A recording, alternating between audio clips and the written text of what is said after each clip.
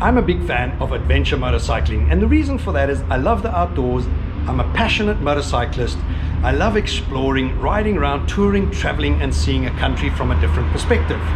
Now, I own two adventure bikes, one being a very early model Ducati Multistrada, on which I've covered over 132,000 kilometers.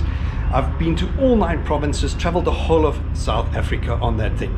Then a couple of years ago, I added to that collection a BMW R1250 GS HP, the Adventure, and I've already covered 7 of the 9 provinces on that bike. Love it. Love the lifestyle that goes with adventure motorcycling. Now, very often people ask me, how do they get into adventure bikes and which is the correct bike for them? Now, I often recommend a BMW GS, and the reason for that, because BMW has a full range of adventure bikes, from the really small bikes to get into all the way to the big guns, the 1250. Now, a really great entry level into that is the F Series. F Series standing for the parallel twin motor, and in that series they have 3 variants.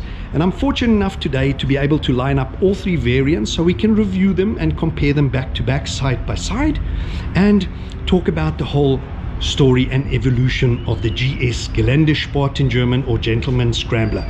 I did an episode on that previously, the whole history of it in 1980, the very first BMW R80 GS, and how it evolved to where it is today.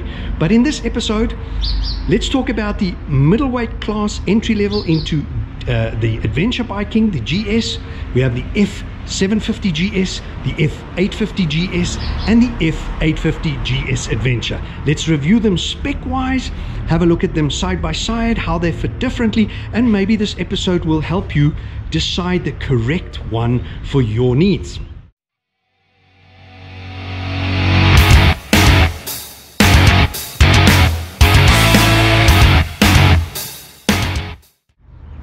Starting at the beginning, the history started in 1980 with the very first BMW GS, the R80 GS, and I've done the episode on the BMW R1250 adventure bike, and in that episode I covered the full history where it started with Hans Muth and his design.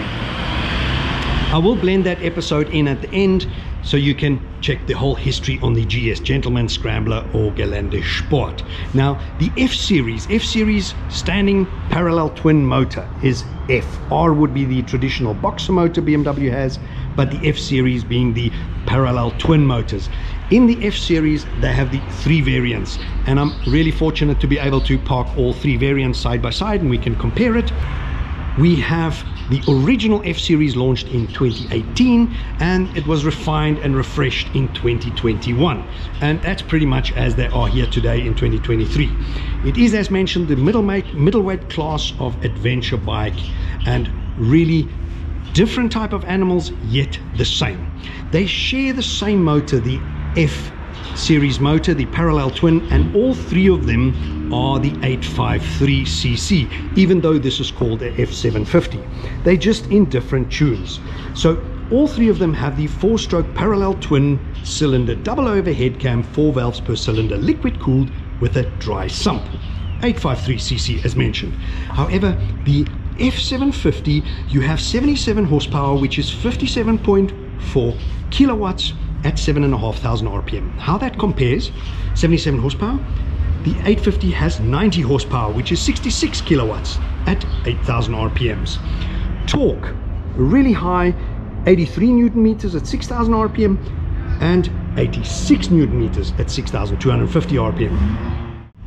Now, when it comes to clutch, gearbox and final drive, they are not as per the shaft drive. Yes, you have a wet clutch, 6-speed gearbox, but final drive on these is chain. If you see, all 3 of them are chain drive at the rear. Wet clutch, 6-speed gearbox, final drive, chain. Suspension also quite different on the 3 of them. Now, BMW has a lowering kit for all of them, which is really great because most people get intimidated with adventure biking, them being too tall, their legs being too short, they don't get both feet on the ground, they're not feeling confident. So going through them, the big difference, the 750 has your traditional telescopic forks. Your 850 has your upside down forks. So starting with a 750, you have your telescopic forks 41mm. Your travel is 170 millimeters up front, and you can have a lowering kit to 150 millimeters. Your rear being a dual swing arm monoshock travel also 170, you can reduce to 150 millimeters, which helps with lowering the bike. Now going to the 850s, both are exactly the same. You have your upside down forks 43 millimeters. Now your travel is quite a bit higher. From 170 you go all the way to 230 millimeters here, because this is more of a hardcore focused adventure bike. So 230mm up front is standard, can be reduced to 210. The rear is also a monoshock dual swing arm with a travel of 215 millimeters, can be reduced to 195 millimeters. So as you can see, different suspension, the two 850s being the same, the 750 slightly lighter. Now when it comes to brakes, identical across all three. You have up front two 305mm discs with two piston floating calipers. At the back you have a single disc 265mm with one piston floating caliper on it. All three have the same brakes. When it comes to wheels, again, big difference. On the F750 you have the cast aluminium wheels, and you have a 19-inch up front and a 17 at the back, shod with 110 and 150 at the back. Now this is where it gets very different. The 850s, instead of a cast aluminium wheel, have the cross-spoked wheels. Again, more focused for off-road riding, adventure riding, more hardcore off-road. And instead of the 19-inch front, you have the 21-inch up front, the 17 at the back. Very much like the bigger 1250 GS. You have the 21-inch up front, shot with a 90, and the back is a 17-inch shot with a 150. So cross-spoke. Just to recap, some of the biggest differences: traditional telescopic upside down front forks. Your travel from 170 all the way to 230. You have your cast wheels, cross-spoke wheels, 19-inch front, 21-inch front. The same motor, horsepower from 77 to 90 horsepower. Torque is just 83 to 86. Those are your main differences. Now talking about the most intimidating point, the seat height. Let's start with the F750. Again, BMW has you covered. You have your standard seat height, which is 815 millimeters, and the lowered seat brings it down to 7 millimeters. Yes, you can drop the suspension as well, which all combines makes you feel comfortable, gets you to touch both feet on the ground simultaneously. Now the difference here, the 850 being a taller bike. So 815, your standard seat. On the 850 you have 875 standard seat, the difference being 6 centimeters, 60 mil. Your lowered seat on the 850 also takes you down to 815, so you can take that seat down to 815, which is the standard seat height on the 750. The weight difference between the bikes: wet weight 750 being 227, the F850 GS being 229. Now this last one, the F850 GS Adventure, has the bigger tank capacity, so it brings it up to 244 kilograms. Talking about the fuel capacity, this has 23 liters, which is really nice when you're riding off the beaten track and you don't know where your next fuel stop is. So 23 liters. The normal 850 GS and the 750 GS both have 15 liters. I think it's 15.1 with a 3.5 liter reserve. So 15 liter, 15 liter, 23 liters, 227 kilos, 229 kilos, 244 kilos. On the overall dimension difference of these bikes, it's not that big. The length overall, the difference is 45 millimeters. The width difference of these three bikes between the 850 and 750 is only 17 mil, less than 2 centimeters. The height difference is where the big difference comes in. The height, this one being 1225, and the two 850s being 1437. The overall height difference being 212 millimeters. So all round, you can see the 750 is more street focused with the off-road adventure capabilities, but more targeted, the main use being road use, touring enduro. Your F850s, the Adventure and the normal GS, with the rims, the bigger travel, the higher torque, higher power, with the higher ground clearance, more suspension travel, is more hardcore focused for the adventure off-road touring. When it comes to electronic package, I mean, traditional BMW, you're fully covered. You have the select package, and again, all three bikes are the same. Engine compression, braking across all three, DTC traction control, you have your luggage rack, your rider modes, rain and road, the optional pro mode, your cruise control, heated grips, you have your prep for your GPS, your navigation not being included, your ABS Pro, which you can switch off, which is really nice for the off-road riding. And your premium package, you get everything as per above, and you add semi-active electronic suspension, quick shifters, tire pressure monitoring, keyless, and your LED, whatever. These bikes are full LED, front headlight, tail lights, and indicators. So all round well spec'd. Every BMW importer in every country obviously specs them slightly different. Here in South Africa, they're extremely highly spec'd. They come with all the quick shifters and all of that, and the Pro Ride. So all round, a fantastic way to enter the adventure biking segment. And having a look at the TFT display and the controls, as you can see, very much BMW recognizable. You have your rocker here, forward, back, left and right, your keyless as per spec, and all your controls. Having a look at this TFT display here, very traditional, big, full color, easy to read. Here we go. Here you can see all information, your fuel, your range, your road, and your menu button you can go through. It is your traditional BMW in animation. You see everything that's going on with this bike in one quick glance, full color.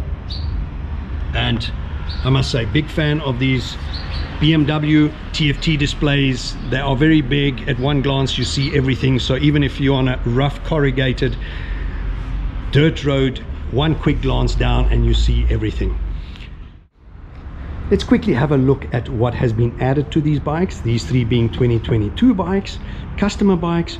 So on the 750 GS, you have the little addition on top here for wind protection.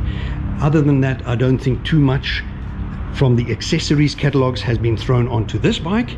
Your F850 GS is quite highly spec'd. From the accessories catalog, starting on the back, you have the top box with the backrest over here. Further forward, you've got the bush or Nerf bars top and bottom over here. Together with that, you've got your spotlights added over here. Going up, you've got your higher screen added, and you've got your headlight protector over here. And on this side, you've got your bigger foot on your side stand, which helps you should you be standing in sand and you don't want that foot to dig in. Now the F850 GS Adventure comes with your Nerf bars with a bigger tank. It's all standard on this bike. These two bikes have been spec'd with the optional gold wheels, but that's by BMW, not the accessories catalog. This one has been spec'd with a really big and tough some guard at the bottom, and I think the slightly taller tinted screen over here. Other than that, I can't see anything extra on this bike. Yes, the spots, the protectors on the spots over here has been added, but the spots are standard on the Adventure. So this being 2022 bikes, these are the extras that are non-standard off the accessories catalogs. Obviously BMW has really, besides the lowering kit on the suspension and the seat options, they have a full accessories catalogs, panniers, top boxes, whatever you want, GPSs. You can absolutely go wild and make yourself at home on one of these bikes. This being a 2022 bike, talking about the colors, in 2022 you had the light white as standard, you have the Sun Marina blue with a metallic style sport, and you had the Black Storm metallic 2 style triple black. For 2023 you retained the light white, they retained the triple black, and the Sun Marina metallic blue changes to light white and racing blue, and the blue metallic with the racing red. In 2022, the color options were ice gray. The Adventure was in the rally style metallic matte paintwork, and you had the 40-year anniversary colors, which is that bumblebee black with the yellow accents. Now for 2023, your color options were Black Storm metallic, racing red, and gravity blue metallic. Now, if I were to put this against competition, the competition for the F Series or the F850's, I would put it up against the KTM 890 Adventure and the Honda Africa Twin. Having reviewed them, looked at their specs, spoken about the differences between the bikes, I think it's time for us to jump on the bikes and actually go ride them and see what that 19 versus 21 inch, the suspension, travel, the weight differences, what it's all about. Go for a ride and let me give you my opinion on the ride quality of the bikes. The seating position is perfect. I'm 6 foot, both feet are flat on the ground, knees are bent. It doesn't feel like an extremely tall bike. It's comfortable to ride, it's super stable, has all the niceties like cruise control. The seat is firm but not too firm. Suspension is soft but comfortable, not wallowy soft. There's nice travel. So the combination with a firm seat and the suspension, it's brilliant.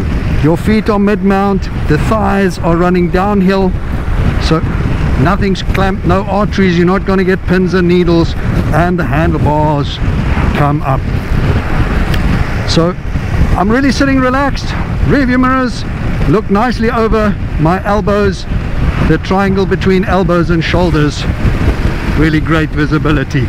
Nothing's vibrating, stable. I can see behind me, look how solid this thing is tracking.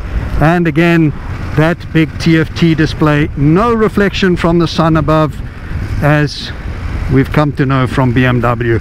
Really stunning TFTs. I'm a big fan of their TFTs. Commuting, lane splitting, as you can see, I've only just gotten onto the bike and I am ultra comfortable. You can throw this thing around. It hides its weight at 227 wet weight. It's really fun bike. You can flick lanes, throw it around, and plenty power. More than enough. A bike you can live with, get used to, and have ample fun. It's not a bike that you're gonna get yourself into and after a year you've outgrown it. It is something you can keep for a good couple of years. And if you're of a shorter stature, or you do 90%, 80% commuting, crashing around on tar roads and the odd tour or whatever, this is the perfect GS adventure bike for you.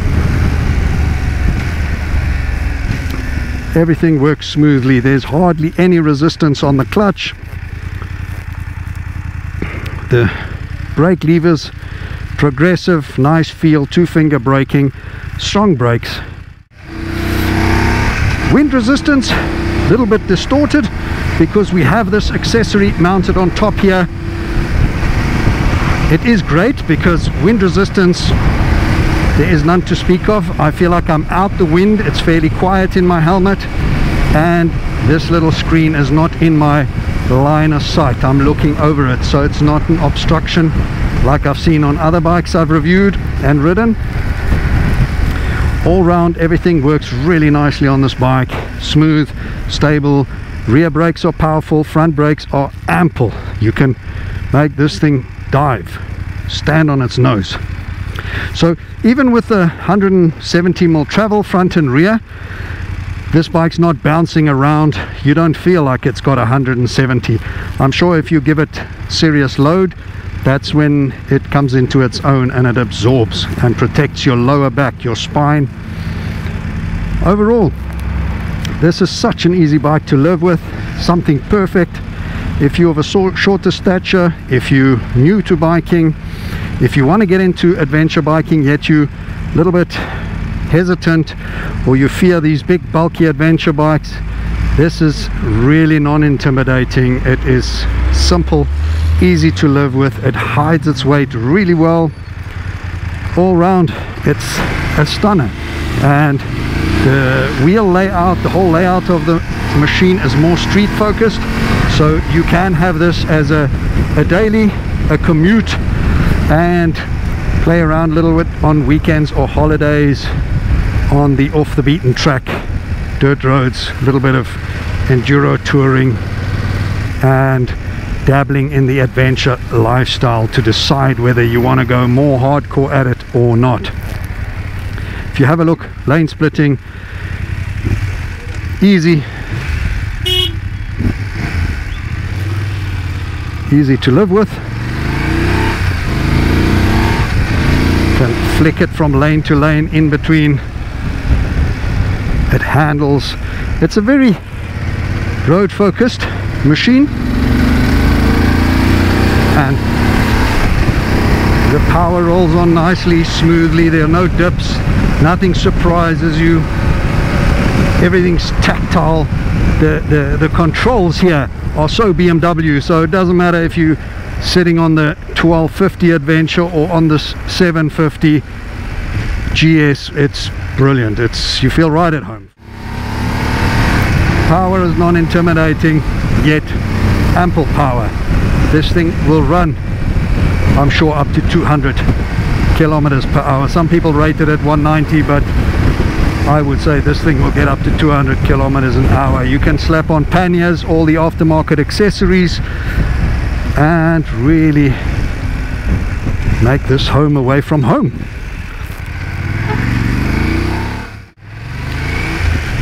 As I was saying, the seated position is so neutral, so comfortable, that you can throw this bike from lane to lane, side to side. The power's not gonna scare you. The brakes are ample, progressive braking, yet you can really stomp on the anchors and stop this thing. It will nosedive a little bit because of the huge travel in front, 170 mils. A bike that's all round easy to live with. Nothing is surprising, everything's tactile, everything feels intuitive. So what more is to say? It's all round a pleasure to ride. You get onto this bike and immediately you are at one with this bike. Nothing surprising, everything as expected and anticipated. Comfortable,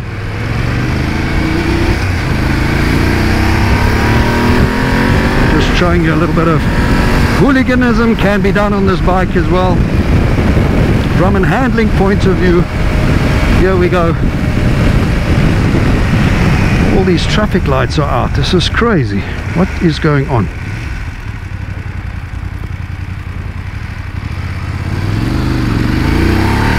Here we go. Let's go onto the free rail a little bit and run this puppy.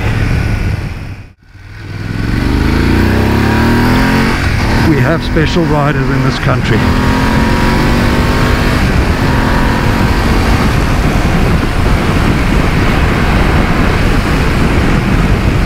As you can see, already on the on-ramp, you get up to illegal speeds. This bike is true. It tracks great. If you get tired, I'm going to hook it into cruise control now. Just change lanes. All right, here we go. Let's get somewhere where it's legal. Hooked in at 117 kilometers per hour. As you can see here on the clock in front, 117 kilometers. Hands are off, just changing lanes, and just with a slight shift of body, this is how true and steady this bike runs. Absolutely brilliant. From here, you don't have to lean forward to see the clocks. You can see everything. Dab of the brake, and it's disengaged. Can roll on, and I can hook it in at 126. Perfect. I do feel a little bit of wind from the neck up in the helmet. If I tuck down, it does get quieter over here, but comfortable. It's a brilliant bike, brilliant all-round commuter. If you want to get into the lifestyle of adventure biking, here with a little bit of body weight shift, and we straighten out. No hands. It is a fantastic, solid German BMW. It's an 853. It's a detuned motor, so it's nowhere near stressed. Again, move the body weight and change lanes. This is not how you're supposed to ride a bike. I'm just trying to show you how easy it is to live with a bike like this. From where I'm sitting up here, I can see everything on the dash. I can see my gears, my RPMs, my speed. Just dab the brakes and here we go. Cruise control, heated grips, everything you would possibly want on a bike like this. It is prepared for a GPS, so you can have a GPS on it. Yes, you can fit aftermarket or the original BMW equipment, taller screens on it. It is an adventure bike. This is a perfect, terrific all-rounder. This machine is proper, and for running in the twisties, this is brilliant because it's really road focused, but it has the capabilities of a middleweight puncher in the adventure class.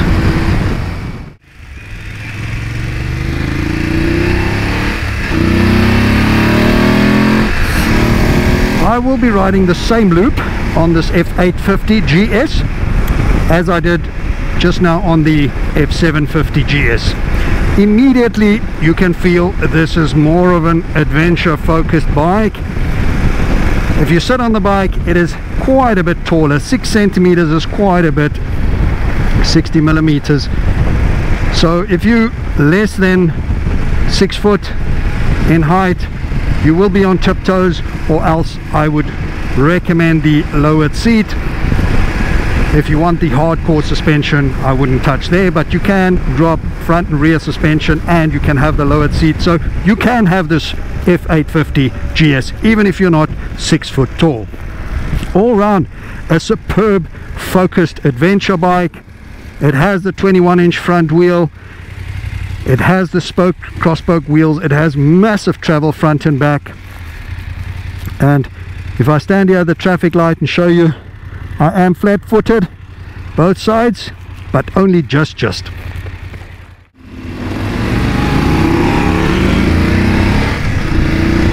This screen here is an option for wind protection. It is adjustable over here, however I'm not a big fan due to the frosted section on top.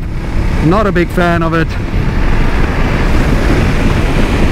but it is very effective. And on that point, getting through this traffic light, I'm now going to stand up, and you can see I'm standing. I'm not leaned forward. If I bend down, I am standing. I'm not leaning forward, arms are straight, but with these handlebars, if I sit down, there's enough of a handlebar riser, the handlebar come up just enough and a little bit back to you, so that even at my height at 6 foot, I can stand, I can take the weight off the buttocks and stand quite comfortably and go ride a few minutes and change pressure points if I have been sitting for too long. So for touring purposes, really nice. It is not as nimble through the traffic as the F750.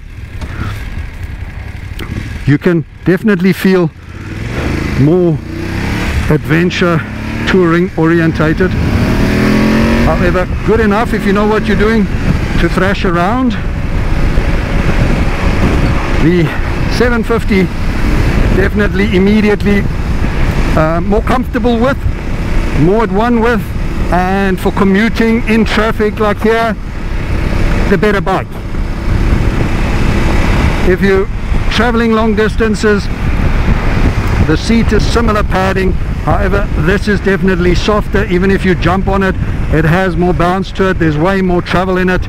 Bike is true as per all BMWs, it tracks straight, fantastic.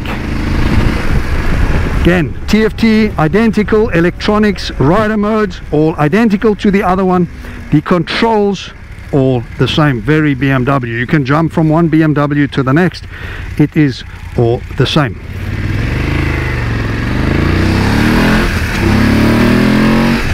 You can feel there's definitely more power on this, more stonk, but no complaints on the 750. I think top speed difference between the two bikes would only be in the range of 10 kilometers per hour, so not much in it. That's not why you would buy one or the other. They're all based on the same motor, the F Series 853cc. I think it all comes down to just sitting on this. What are you comfortable with?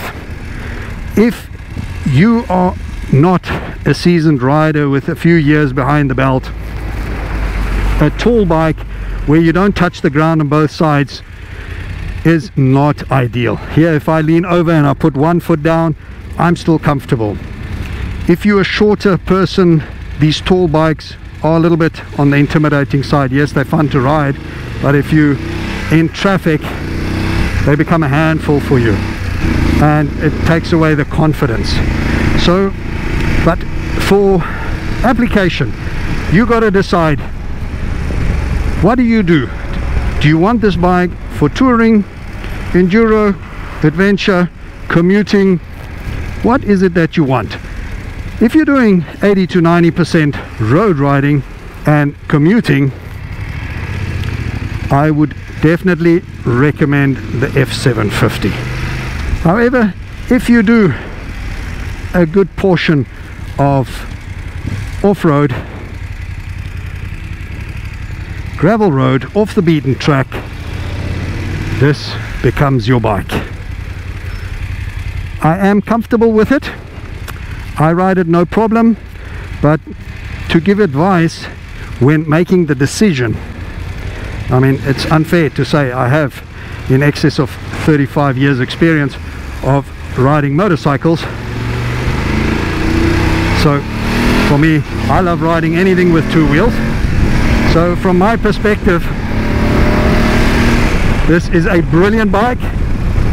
However, I can definitely see it could be the more intimidating of the two bikes. And if you're not going to use this bike for what it's intended, adventure riding, it could be a waste.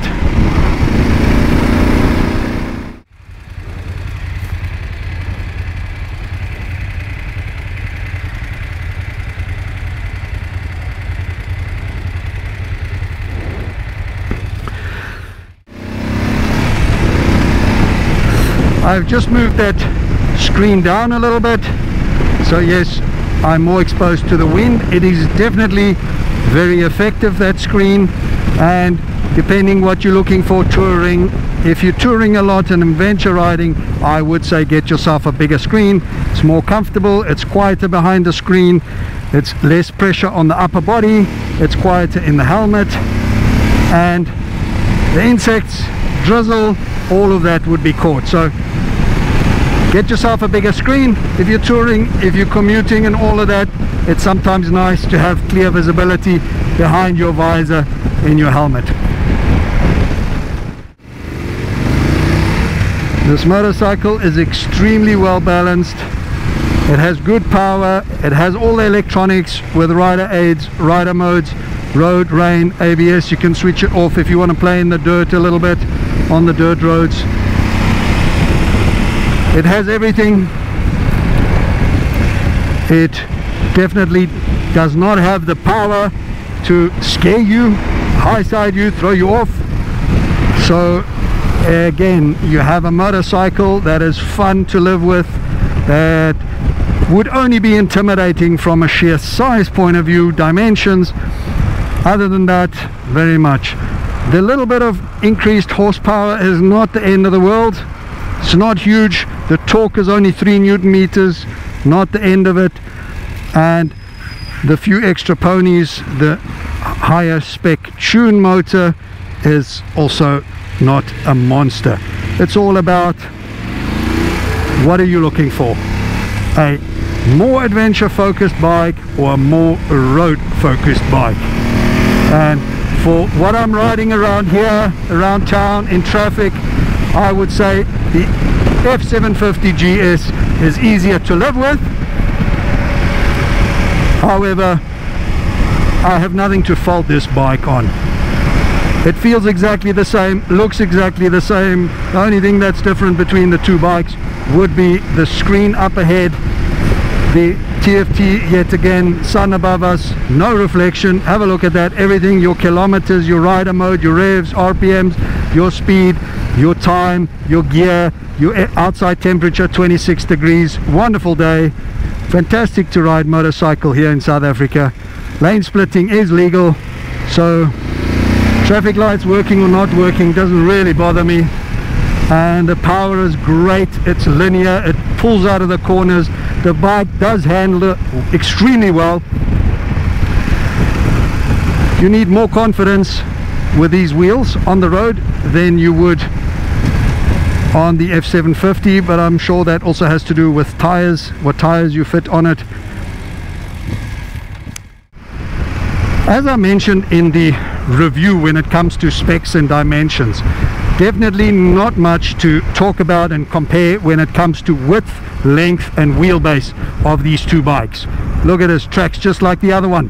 The biggest difference is the overall height of the two bikes, and that goes to overall height is over 200 millimeters, something like 9 inches, and the seat height is nearly 3 inches. It's 60 millimeters, so in between 2 and 3 inches.